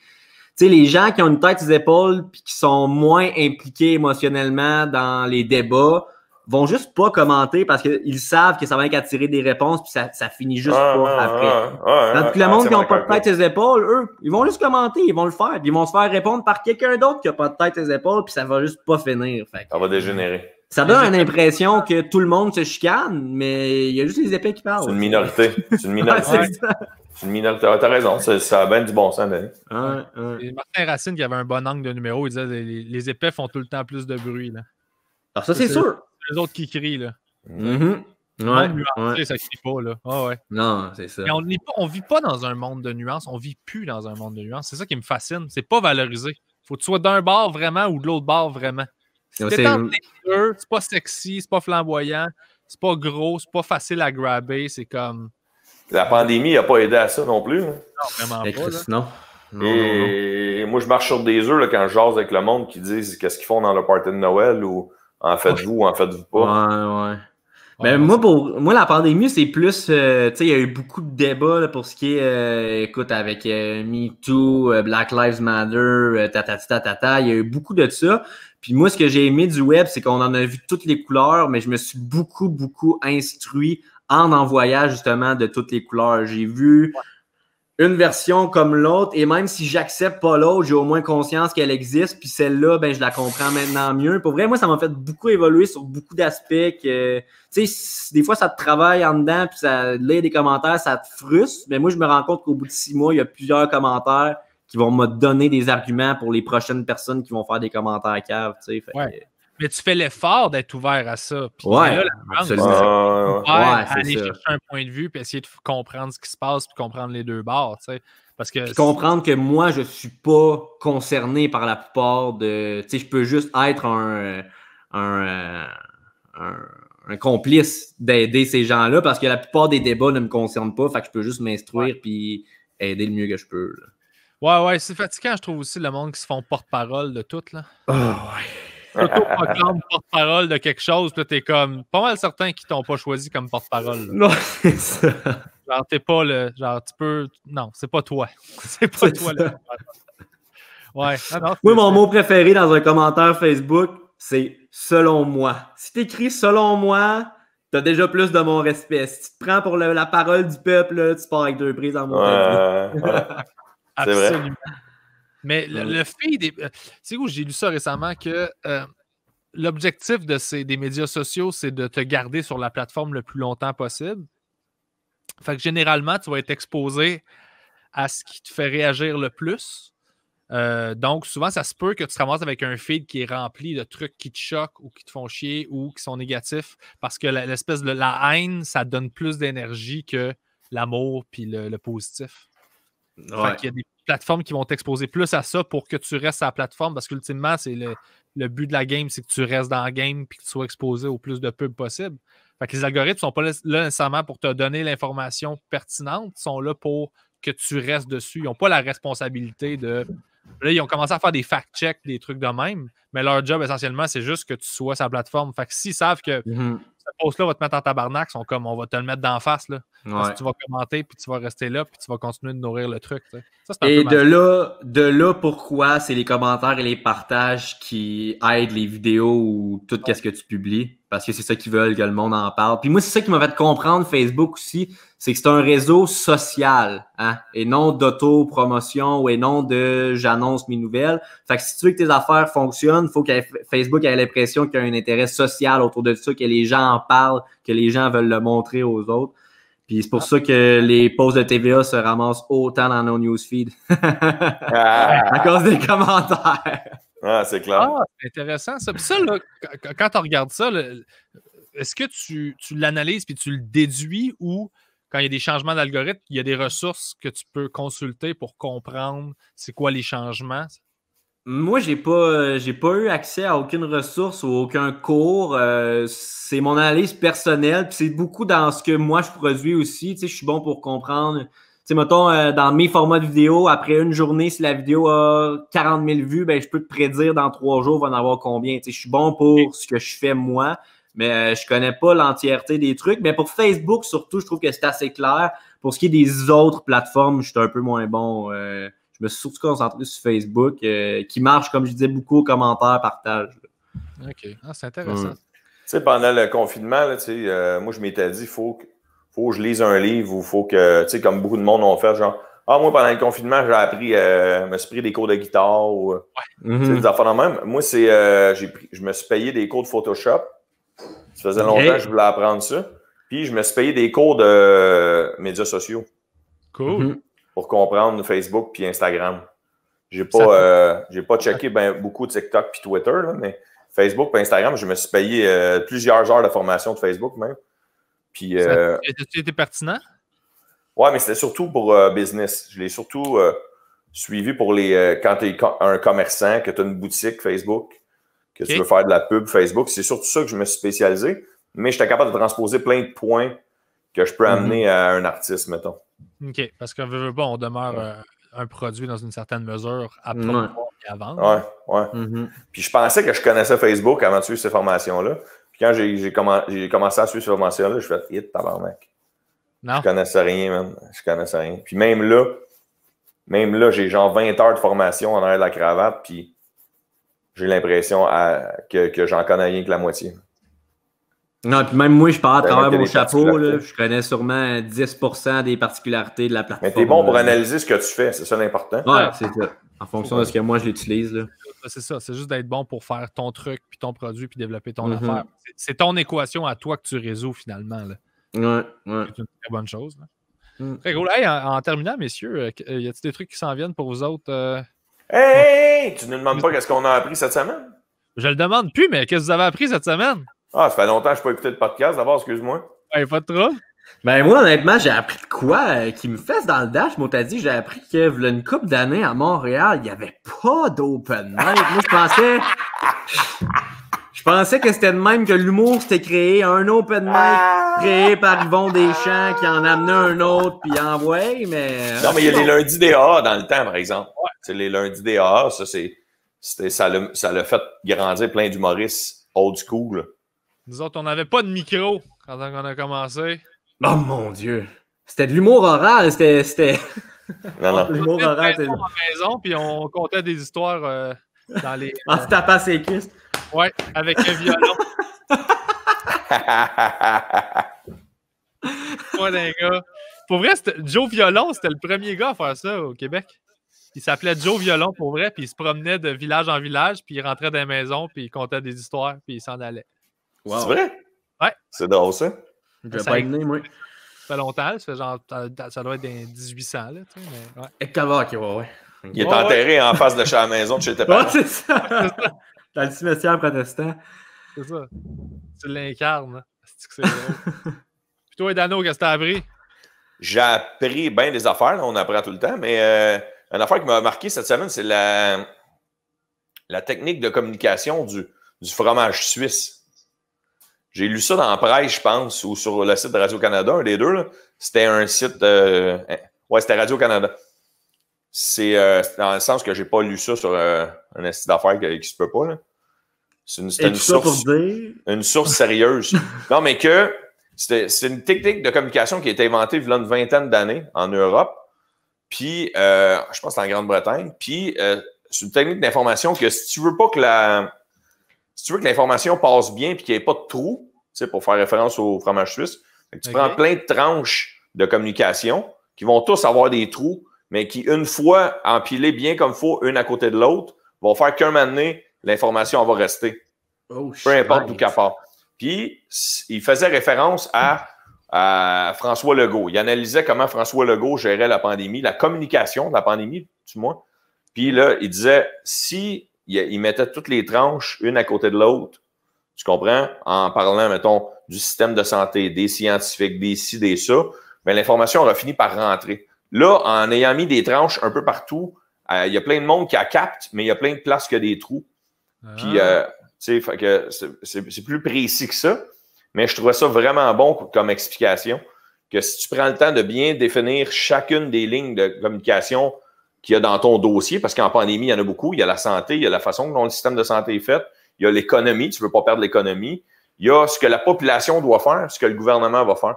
C'était vraiment sacrément intéressant. Je vous invite à aller lire là-dessus. Oui, vraiment. Je vais essayer de retrouver l'article. Puis il y a une autre affaire aussi qui était dans l'article avant cela.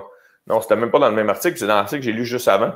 C'est, tu sais, là, mettons, la pandémie, là, tu sais, les gens, ils disent, je sais pas, au mois de mars, au Québec, là, je te parle du Québec, là, il y a eu tant de morts après tant de semaines. Tu comprends? Puis là, tu fais pourquoi on n'a pas réagi avant? Tu dis pourquoi on n'a pas réagi quand on a vu qu'il y avait déjà des cas, des gens qui sont venus de d'autres pays, parce que le virus est venu de la Chine, fait que c'est sûr que c'est des gens qui ont voyagé qui l'ont amené au Québec. Tu sais. Ben, la population n'aurait pas capoté. Ouais. Tu comprends? Ouais, j'ai vu un reportage là-dessus. Ah, ben dans un article, c'est la même affaire qu'il disait. Ouais. À la découverte, il disait la même chose? Oui, tu réagis trop tôt, le monde, ils vont faire comme ils ne voient pas la menace, fait qu'ils backent pas ta mesure. Ouais, c'est ça. Ouais. Puis là, ça aurait été pire. C'est fou, il fallait sacrifier des cas et des morts pour que la majorité comprenne. Ben, la majorité. Même là, c'est même pas même là, tu n'as même pas tout le monde. Oui, non, c'est ça. Mais c'est aussi l'importance de. on a de la misère à visualiser une courbe qui n'est pas linéaire. Tu sais, une courbe linéaire, tu as un cas, le demain, tu en as 2, après ça, tu en as 3, après ça, tu en as 4. Mais c'est pas ça, c'est une courbe exponentielle. Fait que c'est 1, après ça, c'est 2, après ça, c'est 4, après ça, c'est 16. Fait que tu sais, ça monte super vite. Fait que tu perds le contrôle super rapidement. Fait que c'est pour ça que des fois, quand tu agis, le monde fait comme pourquoi tu agis là, il se passe quasiment rien. T'es comme, c'est parce que d'ici 3 jours, si tout le monde est un vecteur de genre, peut infecter 2,5 personnes, ça part en couille dans le temps de le dire. Là. Fait que c'est de trouver le bon sweet spot, justement. Ça revient à ce que tu disais, Dano, de ben là, il faut réagir là, mais juste assez tard pour que tout le monde back la mesure puis qu'il constate une menace réelle. Ah, c'est un beau casse-tête. J'aimerais pas être pété, dans non. C'est fucked up. Même si je suis pas d'accord avec plein d'affaires qu'ils font. Puis que là, le fait que ça fait longtemps puis que je commence à être écœuré puis la santé mentale en souffre, je commence à avoir le goût de faire comme hey, je vais embarquer avec les complotistes.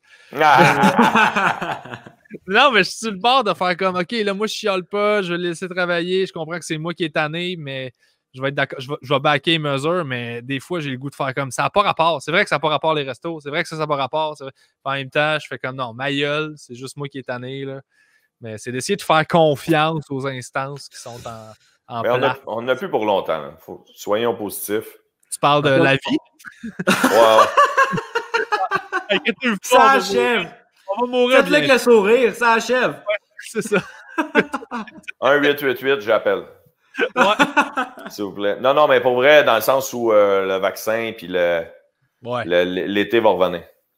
Mais parce qu'en même temps, on est dans un monde d'instantanéité aussi. Là. Je veux dire, moi, la semaine passée, je me suis commandé un pack de cartes de hockey. Puis un matin, j'étais comme, voyons, tabarnak, si tu n'y arrives pas, ce pack-là, voyons, on veut payer, moi. Puis, tu sais, on était habitué que ça aille vite.